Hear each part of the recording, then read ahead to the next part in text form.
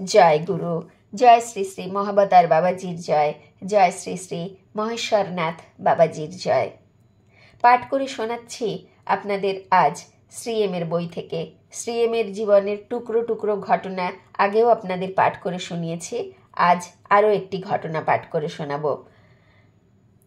তিনি 19 বছর বয়সে শ্রী গুরুদেবের খোঁজে গিয়েছিলেন বদ্রীনাথে, হিমালয়ে।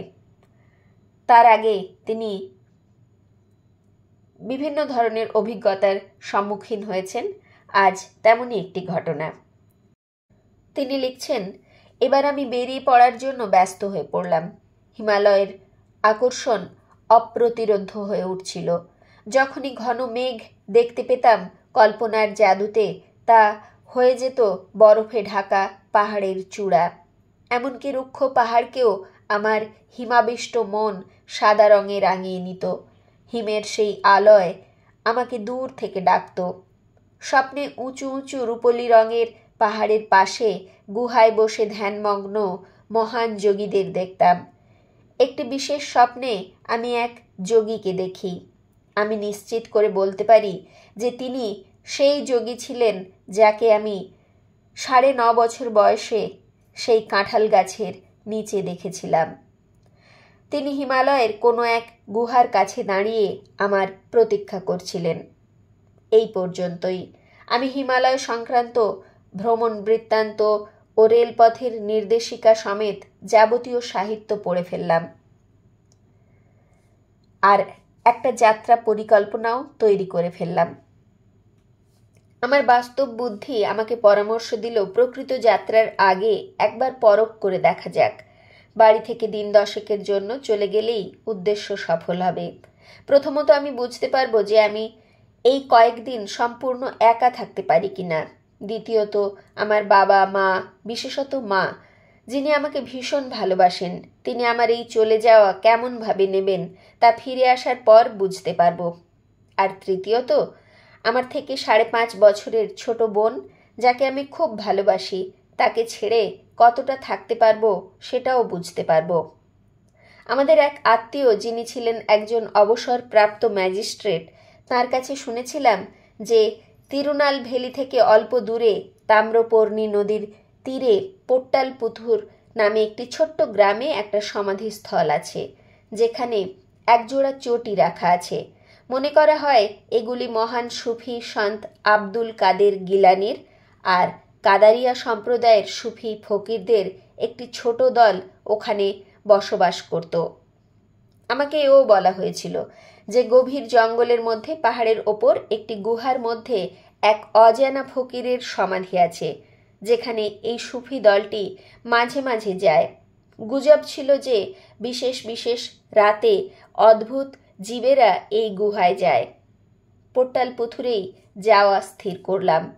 এটা ত্রিবান্দ্রম থেকে খুব বেশি দূরে ছিল না। হাত খরচের টাকা যা সঙ্গে ছিল তাতে টিকিট কাটার পরেও অন্যান্য খরচের জন্য কিছু টাকা রয়ে গেল। নাগেরকয়েলের বাস ধরলাম।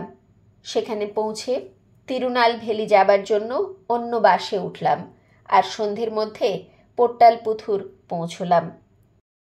আমার পরনে ছিল একটা সাদা শার্ট ও সাদা ধুতি, আর একটা বড় তোয়ালে গলায় জড়ানো ছিল।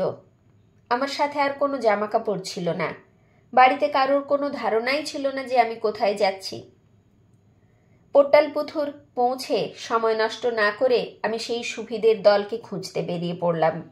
জানতে পারলাম যে সমাধিস্থল ও সংলগ্ন ছোট্ট মসজিদ থেকে অল্প দূরে যে বিশাল সাদা রঙের অট্টালিকা আছে, সেখানে শেখ বা এই দলের প্রধান ইনামদার থাকেন। আমি শেখের বাংলোতে গেলাম ও অল্প কিছুক্ষণ অপেক্ষা করার পর আমাকে ওনার কাছে নিয়ে যাওয়া হলো। গিয়ে আশ্চর্য হয়ে গেলাম। ওনাকে একদম সাধারণ লোকের মতো দেখতে, এবং তিনি সাধারণ সাদা জামা ও সাদা প্যান্ট পরে আছেন। মধ্যবয়সী, ফর্সা, যত্নের সাথে বানানো কালো দাড়ি এবং সরু গোঁফ। মাথায় কোনো পাগড়ি, এমনকি টুপিও নেই। ওনার চেয়ারের পেছনের দেওয়ালে সবুজ আলখাল্লা পরা, গেরুয়া পাগড়ি ও লম্বা দাড়িওয়ালা এক বিশিষ্ট চেহারার ব্যক্তির ছবি ছিল। আমি ছবিটার দিকে তাকিয়ে আছি দেখে উনি বললেন, আমার বাবা। আমরা কিছু বিষয় নিয়ে সাধারণভাবে আলোচনা করলাম। উনি দুটি কারণ দেখিয়ে অত্যন্ত ভদ্রতার সাথে আমার সুফি পরম্পরায় দীক্ষা নেওয়ার অনুরোধ প্রত্যাখ্যান করলেন। তিনি বললেন, প্রথমত 40 বছর বয়স হলে তবেই সাধক সুফি পরম্পরায় দীক্ষা নিতে পারে, আর দ্বিতীয়ত একজন সুফি সম্পূর্ণ জীবন যাপন করেন, তাই বিবাহিত জীবনের অভিজ্ঞতা থাকা খুবই প্রয়োজন। আমি অবিবাহিত, তাই অপেক্ষা করতে হবে। দীক্ষাবাদে সুফি মতবাদের সকল বিষয় সম্বন্ধেই আলোচনা করতে প্রস্তুত ছিলেন তিনি। মসজিদের গায়ে লাগানো থাকার ঘরে রাত কাটানোর পরিকল্পনাতে তিনি অনিচ্ছা সত্ত্বেও রাজি হলেন, কিন্তু খাবার ওনার সাথেই খাবার জন্য তিনি জোর দিলেন। রাতে মসজিদে খুব ভালো ঘুম হলো। পরদিন ভোরবেলায় মুজেনের প্রার্থনায় ঘুম ভেঙে গেল। যদিও আমি নামাজের আনুষ্ঠানিক রীতি রেওয়াজে খুব একটা বিশ্বাস করতাম না, তাও সেখানে জমা হওয়া কিছু লোকের সাথে লাইনে দাঁড়ালাম। তারপর বজ্রাসনে ধ্যানে বসলাম। মসজিদের ছাদে বসে থাকা পায়রাগুলি সারাক্ষণ বকম বকম করে গেল। শেখ সাহেবের সাথে জলখাবার খেয়ে কাদারিয়া গোষ্ঠীর কিছু ফকিরের সাথে পরিচয় হলো। তারা কিন্তু শেখ সাহেবের ঠিক বিপরীত। পরনে সুফি ফকিরদের পরম্পরাগত আলখাল্লা, গেরুয়া পাগড়ি ও লম্বা দাড়ি। শেখ সাহেব আমাকে তাদের সাথে পরিচয় করিয়ে দিলেন এবং আমাদের প্রথম দিনের আলোচনার কথা ওনাদের বললেন। দুপুরের খাবারের সময় আবার শেখ সাহেবের সাথে দেখা হলো এবং সুফি মতবাদ ও পদ্ধতি সম্বন্ধে অনেক কিছু জানতে পারলাম।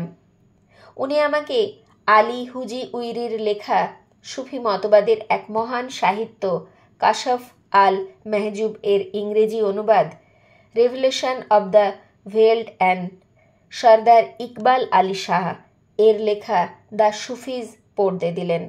তিনি ওই মতবাদের একজন প্রবীণ সদস্যকে আমার সাথে সুফি মতবাদের শিক্ষার ব্যাপারে খোলাখুলি আলোচনা করার নির্দেশও দেন। এইভাবে সময় কাটতে লাগলো। দিনে ও রাতে অপূর্ব ও আনন্দপূর্ণ ধ্যানে মগ্ন থাকতাম। ওখানে খাবারও খুব ভালো ছিল। 7 দিন পর আমি জঙ্গলের মধ্যে গুহায় যাওয়ার প্রসঙ্গ তুললাম এবং পথ নির্দেশ জানতে চাইলাম। পথ নির্দেশ পেয়ে গেলাম, কিন্তু শেখ সাহেব আমাকে একা যেতে দিতে সম্মত হলেন না। তিনি বললেন, ঘন জঙ্গল, আশেপাশে চিতাবাঘ ঘুরে বেড়াচ্ছে, আর গুহায় যাওয়ার রাস্তা খুঁজে পাওয়াও সহজ নয়। কাজেই হালকার অর্থাৎ দলের একজন প্রবীণ সদস্য ইব্রাহিম সাহেব, লম্বা চওড়া সাদা ছাগলদাড়ি, তাকে আমার সাথে যেতে বললেন। ইব্রাহিম সাহেব আগেও সেখানে অনেকবার গেছেন। তার সাথে তার সহকারী একটি কালো, অল্প উচ্চতার, অল্পভাষী যুবক, নাম হাসান। তিনিও আমাদের সঙ্গে যাবেন। একদিন বিকেলে আমরা বাস ধরে 1 ঘন্টা পরে একটি নির্জন গ্রামের কাছে নামলাম।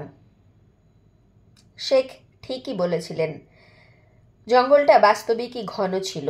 অনেক জায়গায় সেই সহকারী যুবকটিকে রাস্তা পরিষ্কার করার জন্য কাঁটা ঝোপ কাটতে হচ্ছিল। এখানে ওখানে আদিবাসীদের পুজো করা ভয়ঙ্কর ধরনের বড় বড় মূর্তি পড়েছিল। ওই আদিবাসীরা কালো জাদুর জন্য বিখ্যাত ছিল। কোনো কোনো জায়গায় বনদেবতাকে উৎসর্গ করা জন্তুর মাথা, নাড়ি, ভুঁড়ি ইত্যাদি পড়েছিল। খুবই ভয়ানক দৃশ্য। সন্ধ্যা নাগাদ আমরা পাহাড়ে পৌঁছলাম। পাথর কেটে কেটে সিঁড়ি বানানো। আমরা 10 মিনিটে সিঁড়ি বেয়ে উঠে গুহায় পৌঁছে গেলাম। চারিদিকে বিশাল আকারের পুরনো সব গাছ দাঁড়িয়ে আছে, যেন গুহাটাকে পাহারা দিচ্ছে। অন্ধকার হয়ে আসছিল। হাসান জ্বালানি কাঠ সংগ্রহ করতে ব্যস্ত হয়ে পড়ল। ইতিমধ্যে আমি গুহাটা ঘুরে দেখতে লাগলাম। গুহাটা খুব একটা বড় ছিল না, একদম ফাঁকা, অথচ মনে হচ্ছিল কেউ যেন একটু আগেই পরিষ্কার করে গেছে। গুহার ঠিক মুখেই একটা সমাধি। ইব্রাহিম সাহেব বললেন যে এটি পরিব্রাজক সুফি সন্ত মলঙ্গ বাবার সমাধি। উনি ধূপ জ্বালিয়ে চোখ বন্ধ করে প্রার্থনায় বসলেন। ততক্ষণে গুহার কাছে একটা বড় চ্যাপ্টা পাথরের ওপর আগুন জ্বালানো হয়েছে। হাসান গুহা থেকে একটু দূরে একটি ঝর্ণার থেকে খাবার জল নিয়ে এসেছে। আমার সঙ্গীরা কাপড়ের ব্যাগে করে কিছু জিনিসপত্র নিয়ে এসেছিল। হাসান তেঁতুল, পেঁয়াজ, নারকেল কুড়ো, লাল লঙ্কা আর নুন একসাথে বেটে চাটনি আর আগুনে রুটি সেঁকতে বসল। ইব্রাহিম সাহেব আর আমি হাত মুখ পা ধুয়ে ধ্যানে বসলাম। একটু পরে একসাথে বসে পেট ভরে রুটি আর চাটনি খেলাম। খিদের মুখে অমৃত মনে হলো। খাওয়া দাওয়ার পর ইব্রাহিম সাহেব আর হাসান তাদের তানপুরা বার করে উর্দুতে দুটি সুফি গান গাইলেন। দুটি গানই প্রিয়তমের প্রতি প্রেম ও মিলনের আকুলতায় পরিপূর্ণ। তারপর আমরা ওনাদের দুজনের সাথে আনা ঘাসের মাদুরে শুয়ে পড়লাম। আগুন তখনও জ্বলছে। ঘুমিয়ে পড়ার ঠিক আগেই ইব্রাহিম সাহেব বললেন, রাত্রে আমরা ছাড়া অন্য কেউ যদি তোমাকে ডাকে তবে সাথে সাথে আমাকে ডেকে দেবে। অন্ধকারে জঙ্গলে যাওয়ার ভুল করো না।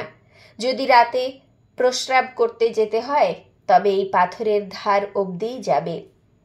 কিছুক্ষণ ভয়ে ঘুমোতে পারলাম না, কিন্তু একদিকে ক্লান্ত শরীর আর তার মধ্যে ঠান্ডা ঠান্ডা হাওয়া, গভীর ঘুমে আচ্ছন্ন হয়ে পড়লাম।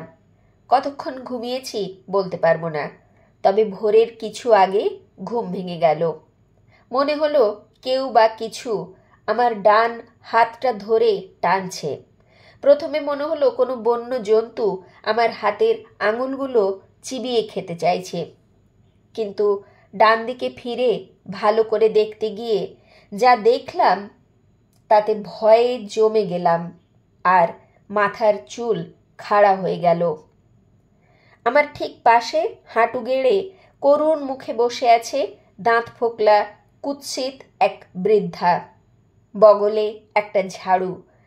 তার কঙ্কালসার হাত দিয়ে আমার ডান হাত টানতে টানতে ফিস ফিস করে বলল, এসো বাছা, আমার সাথে এসো। আমি এক অসুস্থ বৃদ্ধা, আমায় সাহায্য করো, এসো এসো। হঠাৎ ইব্রাহিম সাহেবের সাবধান বাণী মনে পড়ে গেল, কিন্তু আমি না পারলাম বাঁ হাত তুলে অল্প দূরে শুয়ে থাকা ইব্রাহিম সাহেবকে ডাকতে, আর না পারলাম সাহায্যের জন্য চিৎকার করতে। মনে হলো আমার সারা শরীর, এমনকি স্বর নালী পর্যন্ত অবশ হয়ে গেছে। খুব ভয় করছিল। বৃদ্ধা তার মুখ আমার কাছে নিয়ে আসছিল। পচা মাংসের গন্ধে নাক বন্ধ হয়ে আসছিল। আমি চোখ বন্ধ করে মরিয়া হয়ে একবার শেষ চেষ্টা করলাম। হৃদয় চক্রে মনোনিবেশ করলাম আর কল্পনা করলাম সেখান থেকে একটা রূপলি আলোর রেখা বেরিয়ে এসে ইব্রাহিম সাহেবের দিকে গিয়ে সাহায্য চাইছে। তাতে কাজ হলো। আমার বাঁ দিক থেকে একটা চিৎকার শুনলাম, আর ইব্রাহিম সাহেব লাফিয়ে উঠে একটা জ্বলন্ত কাঠ তুলে নিয়ে আমার কাছে চলে এসে কাঠটি সেই প্রেতিনীর দিকে ধরে তামিল ভাষায় জোরে জোরে কিছু মন্ত্র বলতে লাগলেন। উনিও বোধহয় তাকে দেখতে পাচ্ছিলেন। প্রেতটা মিলিয়ে গেল। আমি উঠে বসলাম। আর কোনো অসাড়তা নেই। হাসানও উঠে পড়েছিল। মনে হলো একটু ভয় পেয়ে গিয়েছে। যখন আমি জানতে চাইলাম কি হয়েছে, ইব্রাহিম সাহেব শুধু বললেন, জঙ্গলের কোনো অশরীরী জীব, শয়তান। তিনি আর কিছু বলতে চাইলেন না। ভোরবেলায় হাত মুখ ধুয়ে আমরা ধ্যানে বসলাম আর ফেরার প্রস্তুতি নিলাম। আমি দুরাত থাকতে চেয়েছিলাম, কিন্তু রাতের ওই ভয়ানক অভিজ্ঞতায় সে প্রসঙ্গ চাপা পড়ে গেল। আমি ইব্রাহিম সাহেব ও হাসানের সাথে ফিরে গেলাম। পোট্টালপুথুরে আর একদিন কাটাবার পর আমি ইনামদারের কাছ থেকে বিদায় নিয়ে একটা বাসে উঠে সন্ধ্যা নাগাদ ত্রিবান্দ্রমে পৌঁছলাম। যেহেতু আমার কাছে আর স্থানীয় বাসের ভাড়া দেওয়ার মতো টাকা ছিল না, তাই আমি পুরোটা রাস্তা হেঁটে বাড়ি পৌঁছলাম। পরনে সেই একই জামা যা পরে আমি বেরিয়েছিলাম। জামা কাপড় নোংরা, গালে না কামানো দাড়ি, একেবারে ভবঘুরের মতো দেখাচ্ছিল আমাকে তখন। মাই আমাকে প্রথম দেখতে পেলেন। আর জড়িয়ে ধরে কাঁদতে লাগলেন। আমার ছোট বোন খুব উত্তেজিত হয়ে পড়ল। এখন সে আবার আমার ঘরে এসে আমার সাথে খেলতে পারবে। আমার অন্য বোন বাইরে কোনো আবেগ দেখালো না, কিন্তু মনে মনে সেও খুব খুশিই হলো। বাবা 1 মাস আমার সাথে কথা বলেননি, তবে পরে নরম হয়ে গিয়েছিলেন। আমরা নতুন বাড়িতে চলে এসেছিলাম। বাড়িটার নাম ছিল চন্দ্রবিলাস, অর্থাৎ চাঁদের বাড়ি।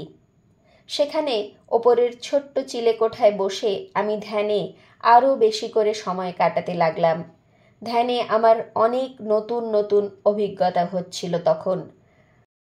এখন আমি বাড়ি থেকে দূরে থাকার স্বাদ পেয়ে গেছি, আর পরিবার ও বন্ধুদের কাছ থেকে নিজেকে দূরে রাখার পরীক্ষায় নিজের কাছে উত্তীর্ণ হয়ে গেছি।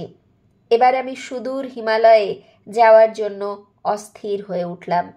সেখানে কেউ আমার জন্য অপেক্ষা করছে। এই ডাক দিনে দিনে প্রবল হয়ে উঠছে। আমি শুধু একটা সঠিক সুযোগের অপেক্ষায় আছি। এই সুযোগ আমার সামনে চলে এলো পরীক্ষার জন্য জমা করার টাকার রূপে। ঠিক করলাম এই টাকা আমি অন্য পরীক্ষায় পাশ করার জন্য কাজে লাগাবো, যেটা আমার কাছে অনেক বেশি গুরুত্বপূর্ণ। শুধু আমার বন্ধু রঞ্জিত জানতো যে আমি একটা লম্বা যাত্রার পরিকল্পনা করছি। সে আরও কিছু টাকা আমাকে দিল। এবার আমি যাওয়ার জন্য প্রস্তুত। আমরা প্রত্যেকেই এই পৃথিবীতে কিছু নির্দিষ্ট কর্ম করবার জন্য আসি। কখনো সেটা বুঝতে পারি, কখনো পারি না, কিন্তু যিনি সর্বনিয়ন্তা তিনি ঠিক উপযুক্ত সময়, পরিবেশ এবং মানসিকতা আমাদের তৈরি করে দেন। আজ এই পর্যন্তই।